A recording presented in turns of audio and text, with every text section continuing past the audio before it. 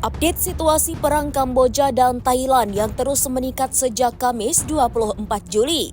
Kementerian Kesehatan Thailand mengkonfirmasi jumlah korban bertambah akibat serangan udara Kamboja. Dikutip dari Anadolu, setidaknya 12 orang tewas, di antaranya anak-anak dan tentara Thailand. Adapun korban berguguran setelah peluru artileri ditembakkan dari Kamboja yang menghantam beberapa wilayah. Selain 12 korban tewas, serangan Kamboja mengakibatkan 31 orang terluka, 7 diantaranya tentara. Di satu sisi, Kamboja belum merilis informasi apapun mengenai korban jiwa. Pasalnya, pasukan Thailand langsung melancarkan serangan balasan.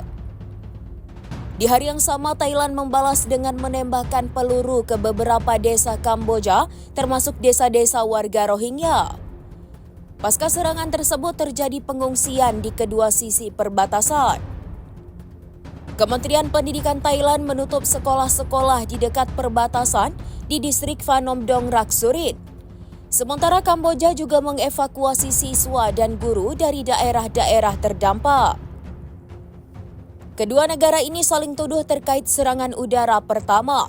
Militer Thailand menuduh pasukan Kamboja menembaki pangkalan militer Thailand yang terletak di wilayah sengketa.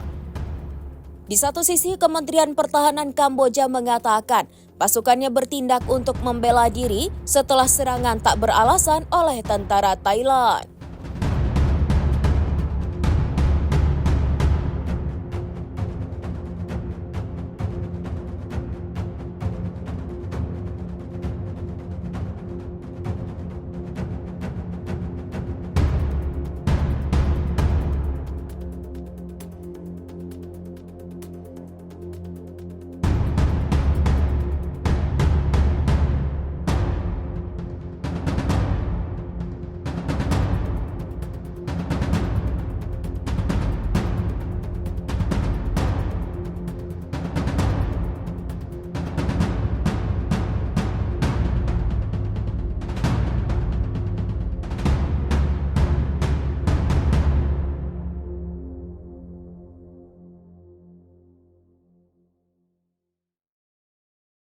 Download Tribun X sekarang, menghadirkan lokal menjadi Indonesia.